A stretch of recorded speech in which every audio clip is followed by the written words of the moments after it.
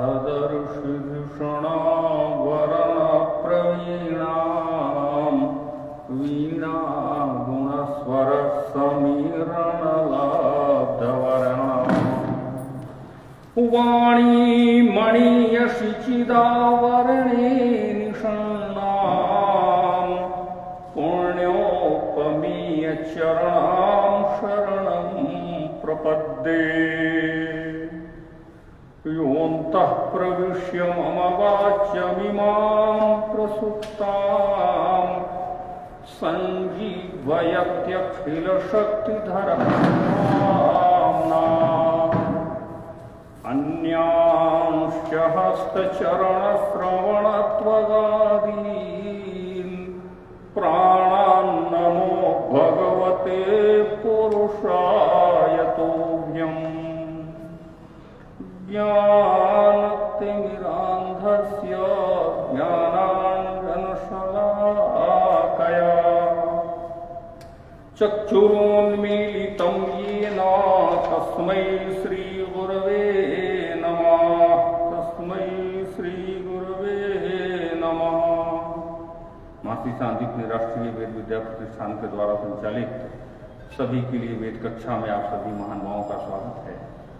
जैसा कि प्रसंग चल रहा है वैदिक संस्कृति, तो वैदिक संस्कृति पर आज ये आवश्यकता है, सामने हम लोगों का महापर्व दीपावली दीपोत्सव का है।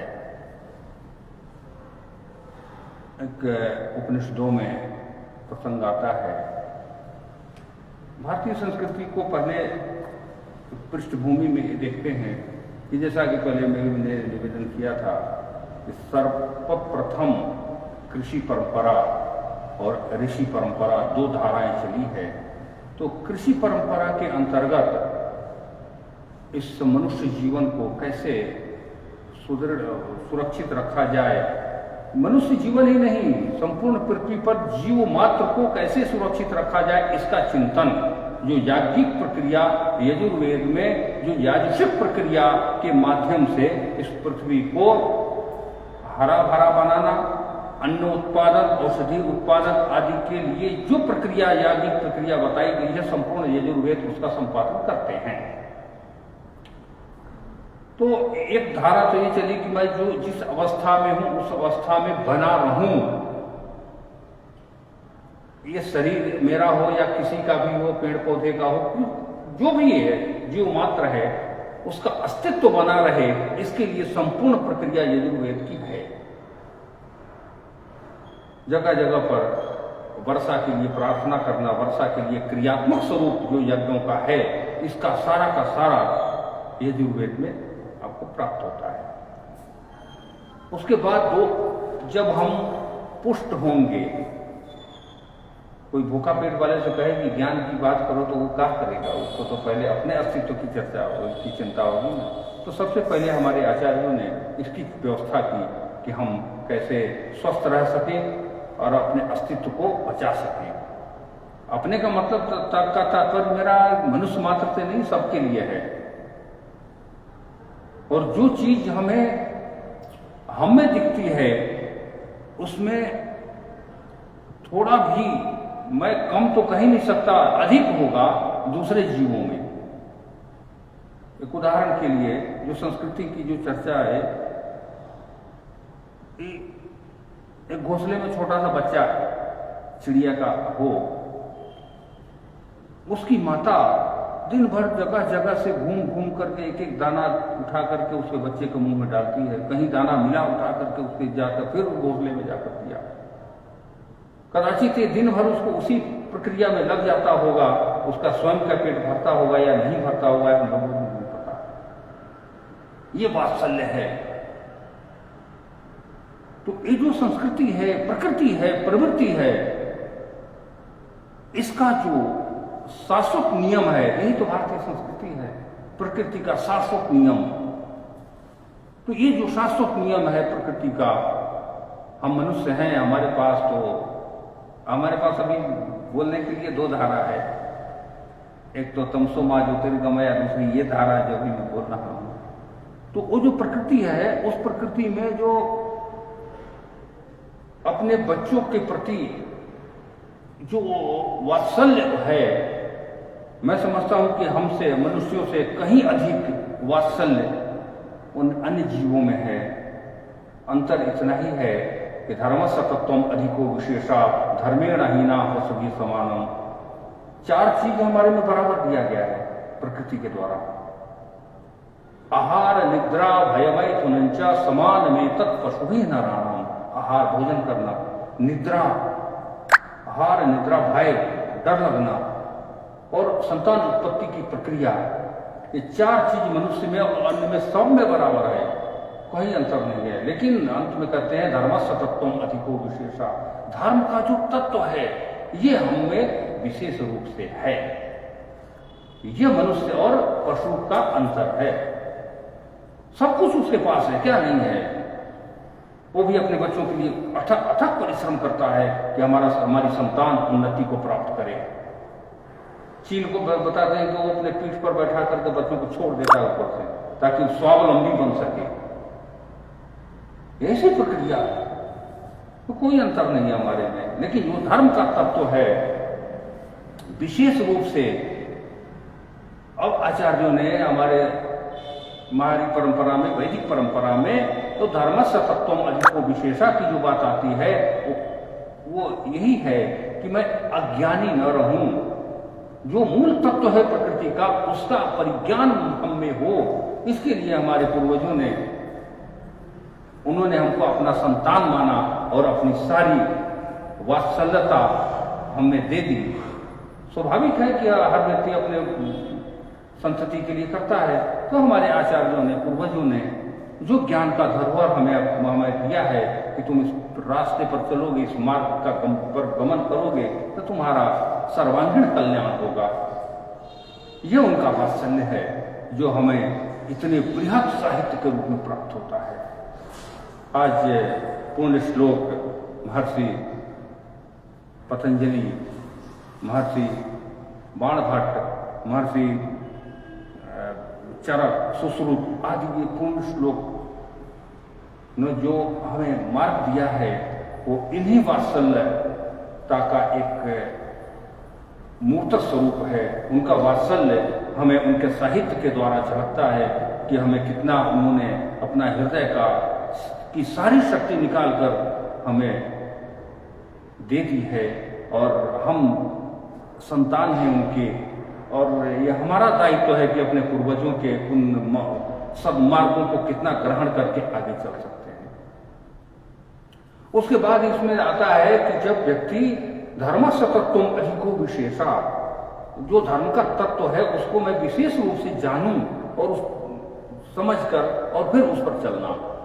अब ये प्रकृति में 2 चीजें आ जाती हैं, हमारे सामने तो 2 चीज है, अन्य जीवों के पास नहीं है ये चीजें।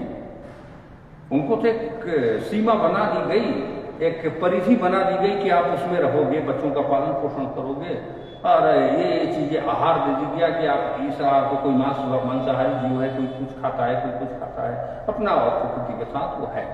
हमारे साथ ही बड़ी विडंबना है, समस्या है, क्योंकि हम ज्ञानवान है, धर्म का तत्व है, और हमारे साथ ये है कि अंधकार भी है, प्रकाश भी है। उनके पास अंधकार प्रकाश दोनों का विकल्प है नहीं। उनके पास, मेरे पास संकल्प और विकल्प दोनों का उतना ही ईश्वर ने दिया है कि संकल्प भी है और विकल्प भी है। हमें कोई काम दिया गया, मैं नहीं भी करूंगा। मेरे पास फोन है, किसी का फोन आया, उठाऊं ना उठाऊं, दोनों विकल्प मेरे पास है, लेकिन उनके पास कोई विकल्प नहीं। और बार बार गीता में भगवान श्री कृष्ण इस पर जोर देते हैं कि संकल्पों को देखो, विकल्प को ना देखो। यही ज्ञान है। जो मेरा संकल्प है, अब संकल्पना जो है, मैं स्वयं संकल्प जल हाथ में लेकर के करूं, यही एक संकल्प नहीं है। जो मेरे पूर्वजों के द्वारा दिए गए धरोहर है, उस धरोहर के ऊपर मैं चलूं और चल करके आत्मोद्धार के मार्ग पर चले, ये मेरा शाश्वत संकल्प है। शाश्वत संकल्प को देखना, ये मनुष्य का मनुष्यत्व है। और शाश्वत संकल्प क्या है? जो हमारे पास विकल्पों का भंडार है, इसमें बहुत बड़ा विकल्प दो चीज सामने आता है, संकल्प तम और प्रकाश, अंधेरा और उजाला, सीधे सीधे। अब अंधेरे शब्द का तात्पर्य यह नहीं कि सूर्यास्त हो गया, अमावस्या की रात है, कहाँ पैर रखूं, वो ये सूरज नहीं, आंखों से दिख नहीं रही, ये तो अंधेरा है ही है। जो विशेष अंधेरा है, विशेष अंधकार है, वो अंतश्चेतना का अंधकार और प्रकाश की बात करते हैं इसमें। तमसो मां ज्योतिर्गमय, हे ईश्वर मुझे अंधकार नहीं प्रकाश दीजिए। वो प्रकाश आत्मा प्रकाश है। बौद्धिस्ट लोग कहते हैं ना, अप्पा दीपो भवा,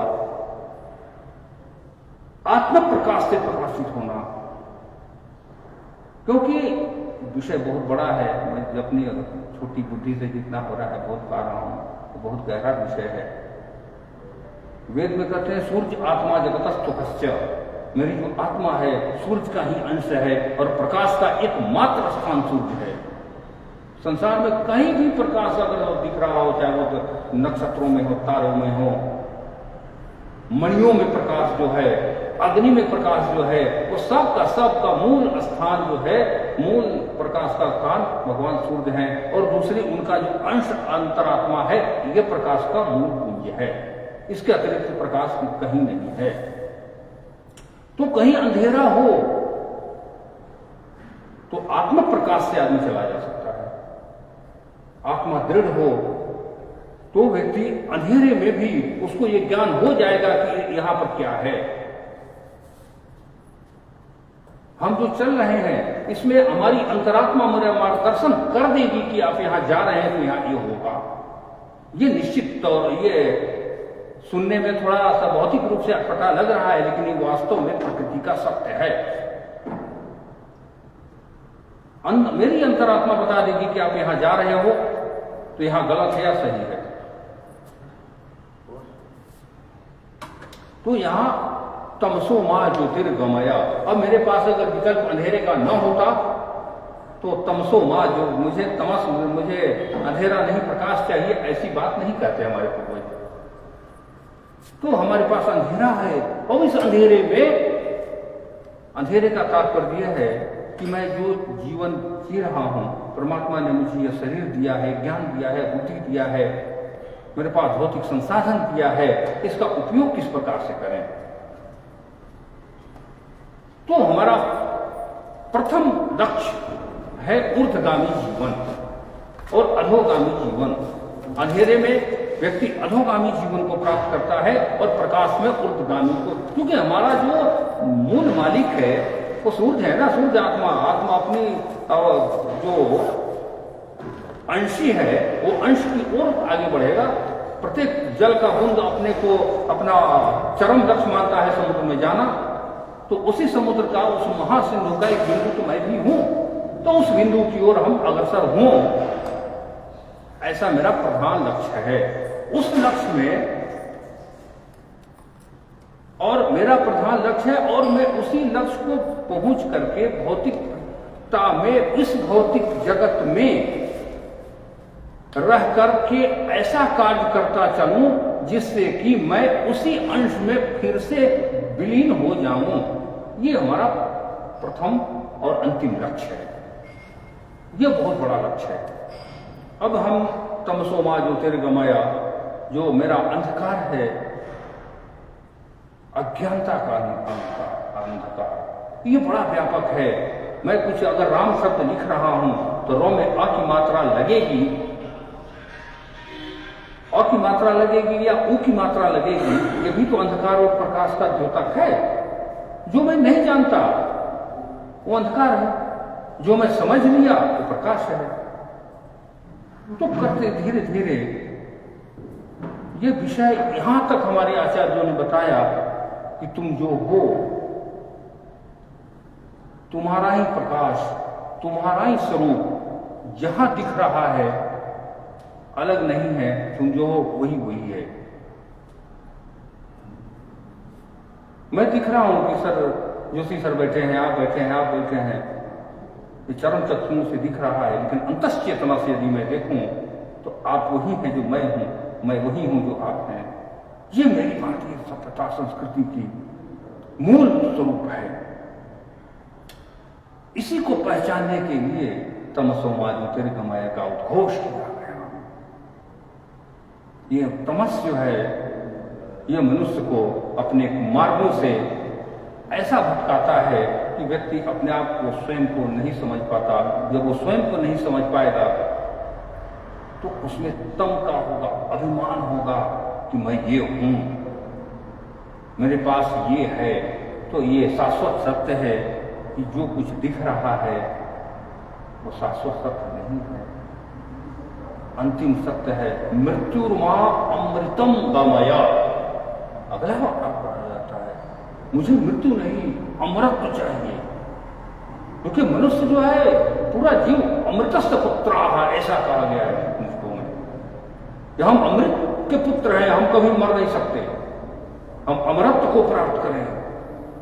तो उस अमरत्व को की प्राप्ति तभी होगी जब हम अंतश्चेतना की ओर जाकर, अब जो ये चीजें हम देखते हैं कि जो सज्जन लोग होते हैं वो सबके लिए काम करते हैं कि जो मैं कार्य कर रहा हूं इससे लाभ सबको प्राप्त हो। उसमें कहीं ना कहीं वो चीज छुपी है कि मुझे जो अच्छा लगता है वो दूसरे को भी अच्छा लगेगा। ये आत्मा की व्यापकता का एक छोटा स्वरूप है, जो मुझे अच्छा लगे वो दूसरे को भी अच्छा लगेगा, इसके लिए मैं कार्य करूं। तो जो धरोहर दिया गया है हमारे पूर्वजों के द्वारा कि तुम तमसो मा ज्योतिर्गमया, प्रार्थना है ये, और बार बार इसका चिंतन मेरे हृदय में होता रहे, यह ईश्वर मुझे प्रकाश दो। तो ये प्रकाश कहीं बाहर नहीं है, वो जो सूरज का ही अंश अंतरात्मा है, तो अंदर ही आपके पास सारा प्रकाश पुंज रखा हुआ है। जो गुरु हमें पढ़ाते हैं, शिक्षा देते हैं, वो तो एक अग्नि में फूंक मारने का कार्य है। अग्नि अगर नहीं होगी तो कोई कितना फूंक मारेगा तो क्या उसमें उत्पन्न होगा।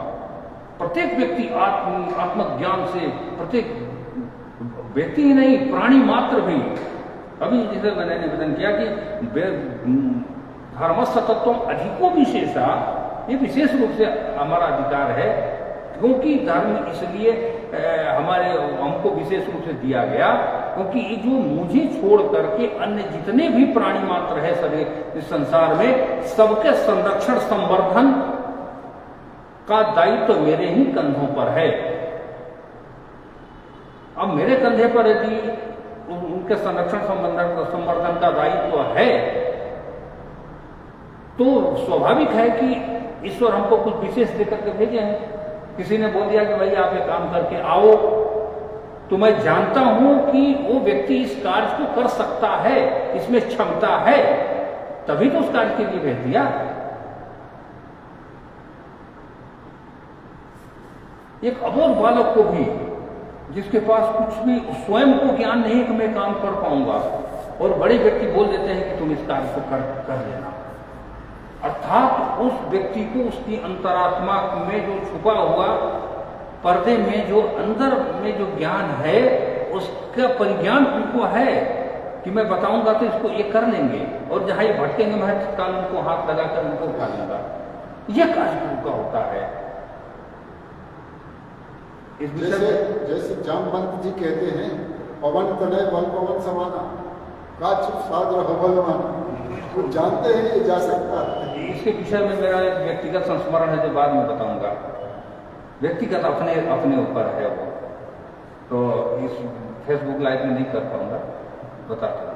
तो उसके बाद जो है व्यक्ति गुरु जो है उसको आगे लेकर के जाते हैं। अब वो हमारे यहाँ जो अभी हम लोग तमसो मा ज्योतिर्गमय की बात कर रहे हैं, इसके लिए बहुत सारे नियम बताए गए हैं। और वो जो अंधेरा है उस अंधेरे से बच करके कैसे रहेंगे, वो तो भी व्यापक है, इतना प्रचंड माया है, इतना व्यापक है वो माया। उससे बचने का उपाय, उससे बचने का उपाय जो है बृहदारण्यक उपनिषद में इतना विस्तार से आया है, उस सामान्य चीज नहीं है। अब वो अंधेरा इतना प्रबल है और इतना ही नहीं, अपनी जो पृथ्वी है, पृथ्वी के ऊपर जो अन्य ग्रह नक्षत्र है उससे टूट करके जो तारा निकलते हैं वो पृथ्वी के लिए घातक है। सूरज की किरणें इतना प्रकाश से, इतनी वेग से आती है यहां पर कि हम लोग जीवित नहीं रह सकते। तो इसको बचाने के लिए, हम पृथ्वी वासियों को बचाने के लिए प्रकृति ने 3 प्रकार की झिल्ली ऊपर दे दी है, सुरक्षा कवच, जिसको शायद ओजोन परत भी कह सकते हैं, है ना? जी, बाकी दो वही ओजोन परत है, 3 है, ताकि हम सुरक्षित रह सकें। ठीक इसी प्रकार से माता के गर्भ में जब गर्भस्थ शिशु जब पल्लवित होता रहता है सब, तो उसमें भी 3 झिल्लियों से वो आबद्ध रहता है, ताकि जो माता तीक्ष्ण है या वो और पदार्थ अगर भोजन करती है तो उसको कोई नुकसान न हो सके, इसके लिए भी प्रकृति सुरक्षा दे रखा है। एक हो गया। दूसरा, बृहदारण्यकोपनिषद में इसका विस्तार से चर्चा है। और उसके बाद जब वो बच्चा जन्म लेने के पश्चात यज्ञोपवीत संस्कार से संस्कारित होकर अपने गुरु के पास जाता है, तो वहां एक शब्द का प्रयोग है, तो बड़ा गहरा शब्द है कि गुरु गर्भ में बालक जा रहा है। गुरु गर्भ, जहां उसे ऐसे वातावरण में जहां एक अंधकार का प्रवेश न हो, जहां केवल विद्या पढ़ाई जाती हो और उसको उसकी जो शक्ति ईश्वर ने दी है उस शक्ति का परिचय बच्चों से कराया जाए कि तुम ये हो, तुम सामान्य नहीं हो, तुम संसार के लिए सर्वोच्च महापुरुष हो। इस प्रकार की शिक्षा जहां दी गई हो, दी जाती हो। गर्भ का तात्पर्य यही है कि हम चारों तरफ से सुरक्षित हैं, वही तो गर्भ है। एक तो पृथ्वी का पूरा हम गर्भ में ही है, ओजोन परत के माध्यम से, मातृगर्भ में। पर मातृगर्भ के बाद जब गुरु गर्भ में आते हैं तो गुरु हमें उस स्तर तक पहुंचाते हैं कि आप संसार के लिए सर्वश्रेष्ठ महापुरुष बनकर दिखाओ। और वो सर्वश्रेष्ठ महापुरुष तब होगा जो उसके अंतश्चेतना में जो व्यापक अंतरात्मा है। अंतरात्मा एक छोटी चीज नहीं है, वो जो अंतरात्मा है वो ब्रह्मांड व्यापी अंतरात्मा है। तो ब्रह्मांड व्यापी ब्रह्म जो आत्म तत्व है, उस आत्म तत्व का बोध जो गुरु कराते हैं तो उसमें तो प्रकाश पुंज है। तो वहां कहां से अंधकार का कोई प्रवेश नहीं होगा। और जिस अवस्था में बटुक जाते हैं गुरु गर्भ में, वो अवस्था ऐसी होती है कि वहां दोनों का प्रभाव, हम लोगों का जो संस्कार बन गया वो बन गया, बिगड़ना बनना तो कुछ जो है उसी पर रहेंगे।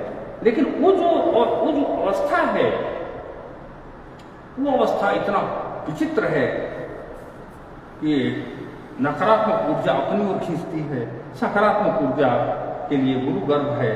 वो दोनों का अंतर्द्वंद होता है। उस अंतर्द्वंद में गुरु का पूरा प्रयास होता है कि इसको इतनी साधना कराऊं, ब्रह्म मुहूर्त में जगना है और उस समय ब्रह्म मुहूर्त में उठ करके परम तपस्या करना है, गायत्री का जप करना है कि अंतश्चेतना परिमार्जित होती रहे इसकी। और तीनों समय संध्या बंदन करना है ताकि वो थोड़ी देर में भी, अगर सुबह में संध्या किया फिर मध्याह्न संध्या, ताकि इसके बीच में जो आने वाली जो नकारात्मक ऊर्जा है वो समाप्त हो जाए। फिर संध्याकालीन संध्या, फिर रात्रि में जो प्रार्थना करना है, अंतर से जो निद्रा के पहले की जो प्रक्रिया है, इस प्रकार से उसको सुरक्षित रख करके उसकी अंतरात्मा को प्रबल बनाने का कार्य हमारे गुरुकुलों में, ये भारतीय वैदिक संस्कृति के माध्यम से किया जाता है। ये सारी चीजें होने के बाद अगर न होती तो विवेकानंद जी ये नहीं कहते कि उठो जागो और संसार को पल्लवित करो, तुम अमृत पुत्र हो। यह गीता में बहुत बढ़िया इन चीजों का सबका समावेश करते हैं। गीता में एक श्लोक बहुत सुंदर है, उद्धरे दात्मात्मानम, अपने अंतरात्मा का उद्धार करना। उसको पहचानना, उस अंतरात्मा को ऊपर लेकर आना। और अंतरात्मा तो ऐसा है, ऐसा व्यापक चीज है कि आपको भटकने तो देगा नहीं, क्योंकि वही आपका उस परम तत्व का अंश है, तो भटकने का प्रश्न ही नहीं उठता। हमारा सारा उपनिषद, हमारी सारी ज्ञान परंपराएं इस पर आधारित है। और दो धाराएं जो चली है, ज्ञान परंपरा की और कृषि परंपरा की, ये दोनों वैदिक परंपरा का यही मूल स्तंभ है। इसमें हमने देखा होगा कि दोनों परंपराओं का जो अंतर संबंध है, अनपढ़ किसान जिनको किसी भी प्रकार का ज्ञान नहीं है, कोई शास्त्र नहीं पढ़े हों, वो अपना परिश्रम से जो अन्न उत्पादन करते हैं, वो चिड़ियों के लिए, जीव जंतुओं के लिए, अपने समाज जनों के लिए, सबके लिए अन्न शुरू करते हैं। उनको कोई उपनिषद नहीं पढ़ा है उन्होंने, एक अक्षर कभी उनके खानदान में भी नहीं पढ़ा होगा कभी, लेकिन जो चित्तवृत्ति है वास्तव में परम ज्ञान की उस चरम सीमा तक पहुंची होती है। इसका कभी आकलन करने की आवश्यकता है। खूब पढ़ा लिखा आदमी है, सब विषयों को जानता है, लेकिन जिसके खानदान में भी कभी स्कूल कॉलेज नहीं गया हो, उस व्यक्ति की भी चित्तवृत्ति सुसंस्कृत है, तो बिल्कुल ज्ञान की उस शिखर तक पहुंच गया। उनके हृदय की एक एक शब्द आपको ब्रह्मांड को बांध करके रखेगा। ऐसे लोग मिलते हैं। एक मेरे मित्र हैं जो उन्होंने गीता का सारा का पूरा स्वरूप बता दिया कि ऐसा लगता है कि मन भटक रहा है और एक ऐसा तत्व है जो रोकता है कि यहां जाओगे तो यहां ठीक नहीं जाना। इधर जो उसका जो पूरा स्वरूप है गीता का, ये चीजें हमने कहा आपने गीता पढ़ी है क्या? बोले नहीं, हमको कहा आज यही सब तो गीता का ज्ञान। तो अंतरात्मा जो है, मैं निवेदन कर रहा था कि आत्म तेजो भव, जो आत्म प्रकाश की ओर अग्रसर होता है, उसको सारे के सारे ज्ञान क्रमशः स्वयं में स्फुटित होते चले जाते हैं। वेद का एक अक्षर भी यदि जैसे तमसो मा ज्योतिर्गमय इतना ही मात्र है, अब इसको जितना आप अंतरात्मा से चिंतन करेंगे, बुद्धियां उसके अर्थों की सुलझती चली जाएगी और विस्तार होता चला जाएगा। ईशावास्यमिदं सर्वम इतना ही है। इसका अर्थ ईश्वर सर्वत्र व्याप्त है, और सर्वत्र व्याप्त है तो आपको जितना करेंगे उसका अर्थ जो है अपने आप पूरा परत दर परत अंतरात्मा आपको खोल करके रखते हैं। ये चार चीजें हमारी विशेषता है। तो इन चीजों को तो धर्म का तत्व, और जो धर्म का तत्व है, वो धर्म का तत्व में पहला, मैं अगर थोड़ा 10 मिनट और लेना था, जो धर्म का तत्व है वो क्या है?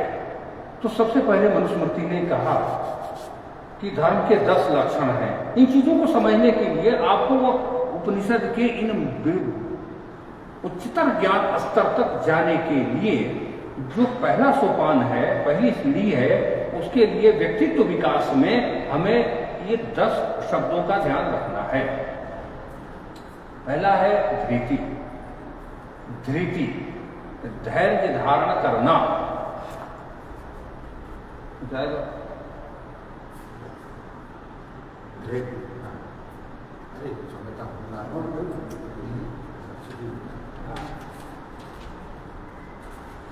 पहला है धृति। धृति का तात्पर्य है धैर्य धारण करना। धैर्य धारण करने में किसी, अब हमारा जीवन है, कभी दुख और सुख, उतार चढ़ाव, कभी अनुकूलता कभी प्रतिकूलता का मिश्रण जो है, यही मानव जीवन है।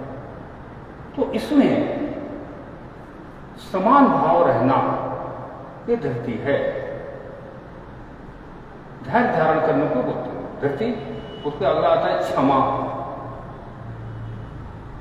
मान लीजिए हमने पशु पाला है, स्वभाव अनुसार अगर हमको एक आध पैर मार दिया, सिंह मार दिया, तो इसका तात्पर्य नहीं कि तलवार उठाए उसको काट दिया। क्षमा का भाव होना, भाई हम अपने क्षमा का भाव नहीं रहेगा तो प्रतिकार में मैं अपनी क्षमता के साथ प्रहार करूंगा, और वो निरीह प्राणी है तो उसके स्वभाव अनुसार, अगर वो पशु ही नहीं, अगर अपने से छोटे हैं, कोई गलती हो भी गई है तो उसके प्रति क्षमा का भाव रखना ये चीजें मानवीय विकास में बहुत आवश्यक है। धैर्य, क्षमा, और उसके बाद आता है दम। दम का तात्पर्य है कि अपने अंतर चेतना को मैं हमेशा चिंतन करना कि मैं कौन हूं और मैं जो कार्य कर रहा हूं ये कार्य मेरे, यूं कहें कि मेरे स्टेटस के अनुसार है कि नहीं, मेरे स्वरूप के अनुसार मैंने कार्य किया है या नहीं। जब हम स्वयं को पहचानेंगे तो मेरे द्वारा जो किए गए, मैं तो थोड़ा अगर प्रतिष्ठित आदमी हो, किसी को अनावश्यक 2-4 गाली दे दिया, फिर रात्रि में मैं चिंतन करूंगा अकेले में कि भाई जो मैंने किया उचित किया कि नहीं किया। तो भीतर से आएगा कि नहीं मैं आपने अच्छा नहीं किया। ये द्वंद्व चलता है अंदर में, हर व्यक्ति को चलता है। यही द्वंद्व जो है तमसो तम और प्रकाश का द्वंद्व हमेशा, तो इसकी ओर हमें आगे बढ़ना। धृति, क्षमा, दमा और अस्तेय, चोरी नहीं करना, ये बहुत बड़ा विषय है, चोरी नहीं करना। अब चोरी नहीं करने का जो तात्पर्य है यहाँ कि जो हमारे यहाँ वैदिक संस्कृति में कोई ऐसी वस्तु नहीं है, कोई ऐसा तत्व नहीं है जिसका अधिष्ठात्री देवता न हो। प्रत्येक चीज का अधिष्ठात्री देवता है। यूं कहें कि ये मोबाइल का और ये ध्वनि विस्तारक का भी अगर अधिष्ठात्री देवता है तो है, भले निर्जीव है वो। तो जो वस्तु जिस चीज से निर्मित है उसका सबका अपना अपना अधिष्ठात्री देवता बताया गया है। तो जो वस्तु है मैं उसका उपयोग कर रहा हूं, अगर उसका दुरुपयोग करूंगा तो तदभिमानी अधिष्ठात्री देवता का अपमान होगा। ये बहुत बड़ा विषय है। कहीं भी अगर कोई भी कार्य जो मुझे प्राप्त है प्रारब्ध से, जो मुझे कार्य लिया है कि हमें कार्य करूंगा, तो उस कार्य में प्रमाद करना बहुत बड़ी चोरी है। एक समय का भी, मैंने वही एडवांस कॉलेज में बोलते हुए बोल दिया कि अगर समय की भी मैं चोरी करता हूं तो इस समय का जो सर्वोच्च देवता है काल का, वो महाकाल है, तो उन महाकाल की भक्ति नहीं हो पाएगी। समय जो है वो बड़ा महत्व है। तो उसका उन तदभिमानी देवताओं का सम्मान के रूप में हमें प्रत्येक क्षण सोचना होगा कि हमें अगर दातुन करने के लिए इतनी सी आवश्यकता है, पूरे डाल तोड़ करके रख दी तो उस देवता से अपमान हो गया। ये चोरी का तात्पर्य है। इसमें प्रकृति के लिए एक श्लोक आता है इनका, महाकवि कालिदास का। कालिदास लिखते हैं कि अवे अमुम पुरा पश्यति देवदारु पुत्रैकतोसौ वृषभध्वजेन। वो बाघ को, राजा दिलीप को बाघ समझा रहा है। वो जो देवदारू का पेड़ देख रहे हो ना, उस देवदारू के वृक्ष को भगवती पार्वती ने अपने पुत्र की तरह पाला है। जैसे पुत्र के रूप में देना पयसाम्र सत्य, भगवती का जो पय है, दूध है, जो नवजात शिशु ग्रहण करता है माता से उनके वात्सल्य के स्वरूप में, वो वृक्ष जो है भगवती ने ऐसा पाला है कि जैसे ऐसा मानो कि वो भगवती के दूध का पान कर दिया हो, उसका रस का स्वाद उसको पता है, उस देवदारू के वृक्ष को। किसका? तो स्कंद है माँ को, और स्कंद मतलब भगवान कार्तिकेय की जो माँ है भगवती पार्वती, उनका, उनके दूध का पान वो उनका स्वाद चख लिया हो, इतनी वात्सल्यता पुत्रवत पाला है भगवती ने उसको। तो अगर प्रकृति इसका इतना बड़ा महत्व हमारे यहाँ, स्वयं जगत जननी माता इस प्रकार से हिमालय के का वर्णन करते हुए बताते हैं, तो अगर उस प्रकृति का हम अगर दोहन करते होंगे तो ये बहुत बड़ा वो होगा, चोरी है। गाय का बछड़ा है, अगर उसके हिस्से का दूध अगर मैं पी लेता हूं वो कितनी बड़ी चोरी है। जितना उसको जो चाहिए औसते चोरी नहीं करना। जो समय आपने किसी को दिया कि मैं 10 बज के 15 मिनट पर मैं आपके पास आऊंगा, अगर 16 मिनट भी होता है तो 1 मिनट जो है वो उसको उचित नहीं माना जाएगा, वो चोरी की परिधि में आएगा। तो इस प्रकार से चिंतन करना, व्यक्तित्व अगर विकास नहीं कर पाएंगे इस तरह से, तो हम ये उपनिषदों के उच्चतर ज्ञान की ओर कहाँ जा पाएंगे। तो वास्ते शौच, पवित्रता, शौच होना, पवित्र होना। पवित्रता का तात्पर्य है कि बाह्य रूप से और आंतरिक रूप से हम पवित्र हों।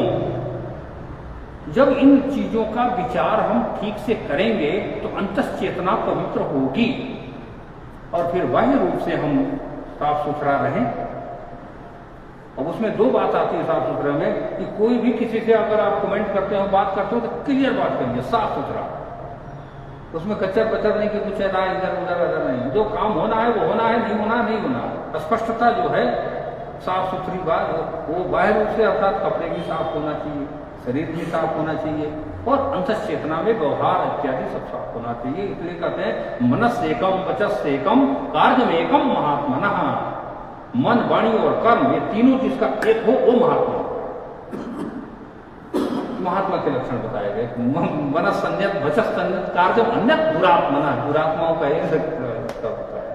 तो वास्ते शौच, इंद्रिय निग्रह। अब 10 इंद्रियां हैं, इन 10 इंद्रियों पर नियंत्रण नहीं होगा तब तक व्यक्तित्व का विकास संभव नहीं। इन 10 इंद्रियों पर अपना कमांड हो। कहीं कहीं कुछ संप्रदाय में लोग बोलते हैं कि अगर आपको जो चीज को नहीं देखना है वहां आंखें बंद कर लीजिए। तो आंखें बंद कर लेने मात्र से मैं नहीं समझता कि आप नियंत्रित हो जाएं, क्योंकि आंख तो है बाह्य यंत्र है देखने का, अंतश्चेतना तो आपका मन तो वहीं भटकेगा ना जहां नहीं देखना है। तो जब तक अंतश्चेतना परिमार्जित नहीं होगी तब तक हम अंदर से व्यक्तित्व का विकास नहीं कर पाएंगे। तो इंद्रिय निग्रह, धी कहते हैं ऐसी बुद्धि जो मेरे व्यक्तिगत स्वार्थ से उठकर सार्वजनिक स्वार्थ के लिए जो चिंतन करे वो है धी। गायत्री मंत्र में धी शब्द का प्रयोग आया है। तो धी हो गया। उसके बाद विद्या, विद्या का लक्षण कहते हैं सा विद्या विमुक्तये। अब यहाँ उपनिषद की जो उपदेश है, गीता का उपदेश है, ब्रह्म सूत्र का जो उपदेश है कि मैं जो मेरा अवतरण हुआ है, ये अवतरण मेरा अभ्युदय के रूप में परिणित हो जाए। लोकावतरण हुआ, मैं लोक के रूप में मेरा अवतरण हुआ, और ये जो लोक से अवतरण हुआ तो इसका लोकांतरण हो जाए। लोकांतरण और लोकांतरण जैसे मैं आया नीचे, और नीचे आने के बाद फिर मेरे कर्मों के अनुसार मैं उसी स्वरूप में चला जाऊं जो स्वरूप मेरा मूल स्वरूप है। एक पुस्तक है किसी महात्मा के विषय में बात है, वो लोकावतरण से लोकांतरण तक उनके पूरी व्यक्तित्व की जो चर्चा। तो इस प्रकार का मैं कार्य करूं, इस प्रकार का मेरा वो हो जो उपनिषदों का उपनिषदों का आदेश ही माना जाए, क्योंकि सर्वोच्च सत्ता है उपनिषद, ये हमें आदेश देते हैं। तो इन आदेशों का पालन करते हुए मैं उससे लोकांतरण को प्राप्त करूं, अर्थात उससे परम दिव्य ज्योति तत्व में मैं एक जहां से मैं आया हूं उसी में जाकर विलीन हो जाऊं। इस प्रकार का की जो शिक्षा मिलती है, प्राप्त होती है, उसका मनन, चिंतन, अध्ययन आदि करना विद्या होगा। धी, विद्या, सत्य।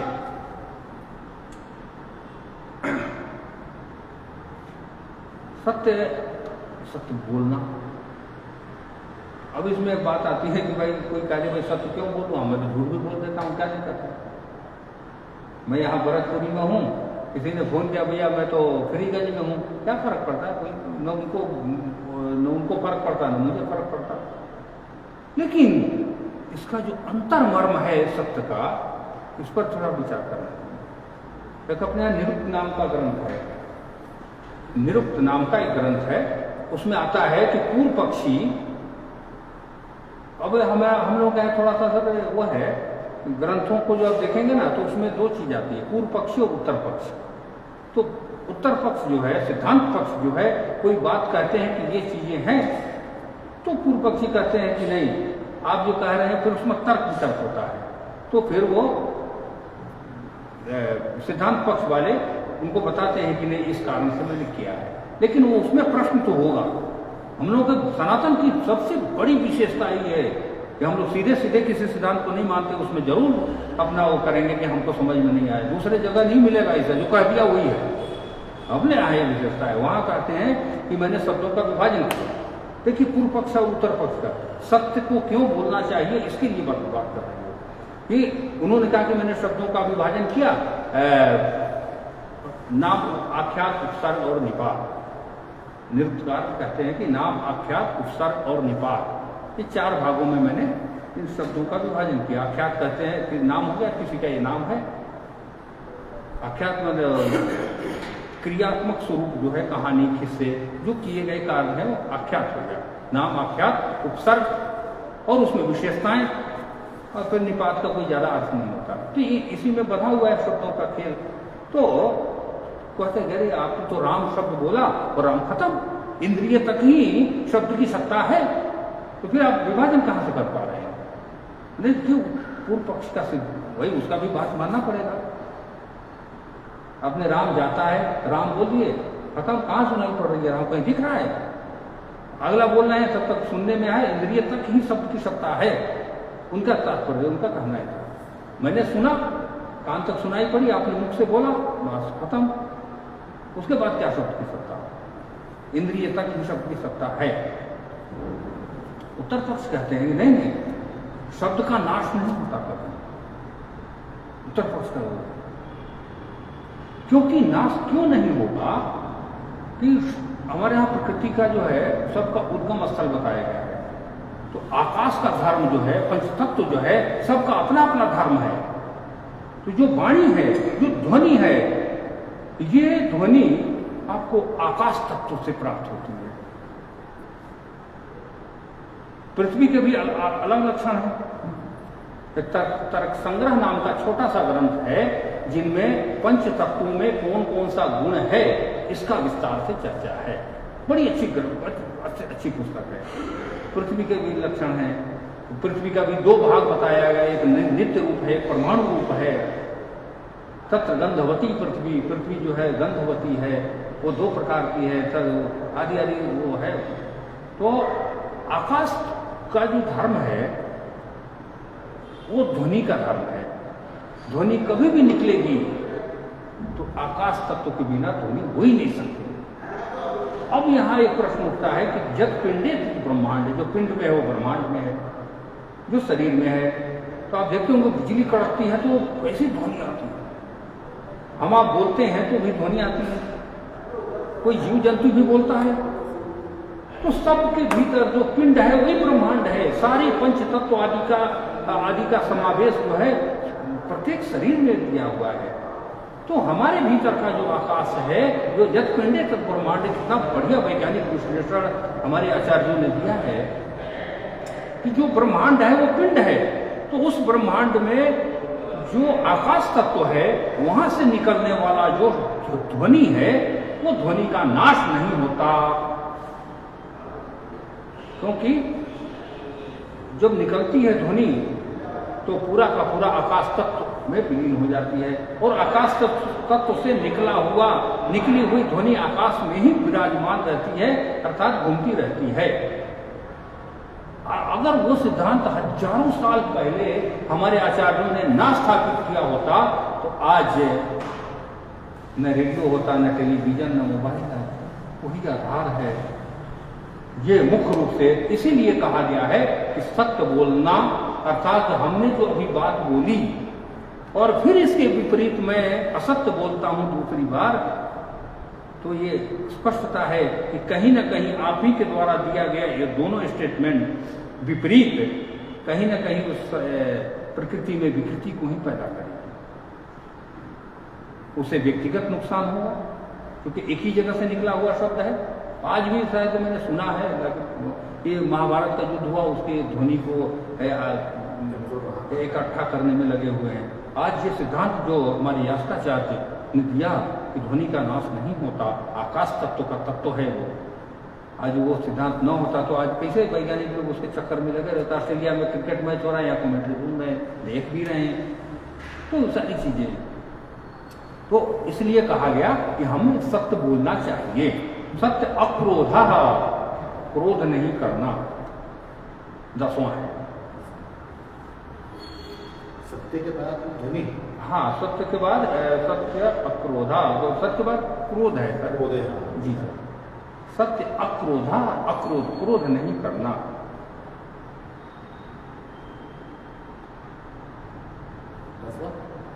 अक्रोधा मैंने क्रोध नहीं करना। सत्य के बाद ध्वनि था, नहीं ध्वनि सत्य का ही पार्ट है ध्वनि। नहीं, हाँ सत्य का ही पाठ है ना ध्वनि। इसके बाद क्रोध, क्रोध, हाँ तो मुंह है ना, हैं? नहीं, धृति, धैर्य, क्षमा, हाँ। द्वंद्व, अस्ते, पवित्रता, स्वच्छता, हाँ। धीम, विद्या, विद्या, सत्य, सत्य और अक्रोध। मुंह है ना या 10वां पार्ट नहीं, धृति क्षमा दमस्ते, हाँ, धृति क्षमा दमस्त्यम, शौच, इंद्रिय निग्रह, धी, विद्या, सत्य और अक्रोध। 10 हो रहा है सर। धृति, क्षमा, उसके बाद में दमा, दमा के बाद चौथा,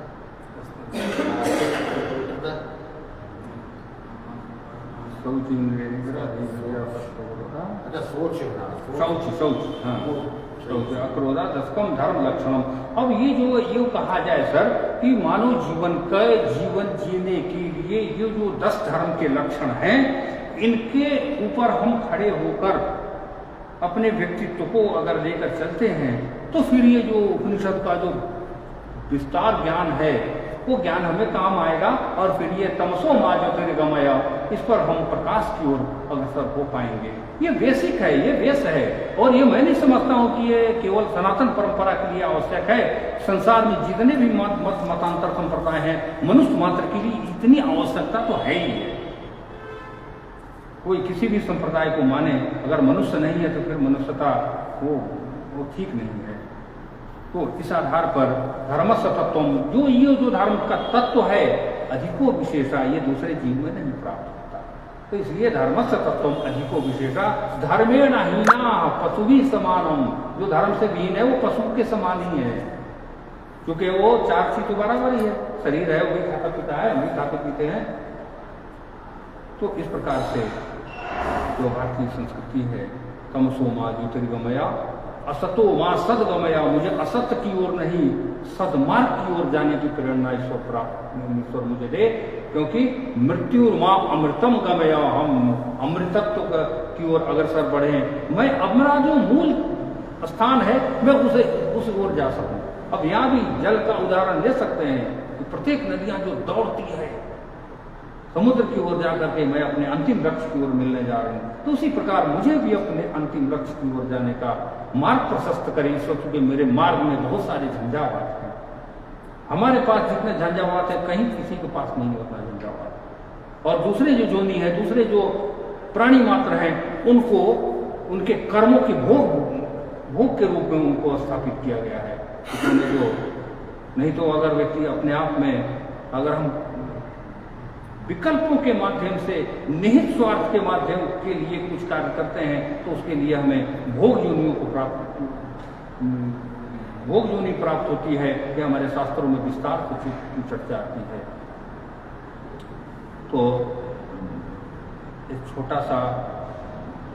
छोटे सब समय में इसमें विस्तार में अपनी मति बुद्धि के अनुसार जो आपके सामने प्रस्तुत किया है, अगर कोई त्रुटि हो तो क्षमा प्रार्थना के साथ मैं वाणी देता हूँ।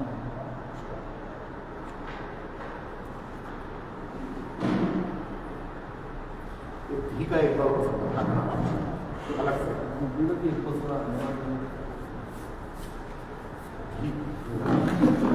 ये बड़ा अच्छा विषय है ना।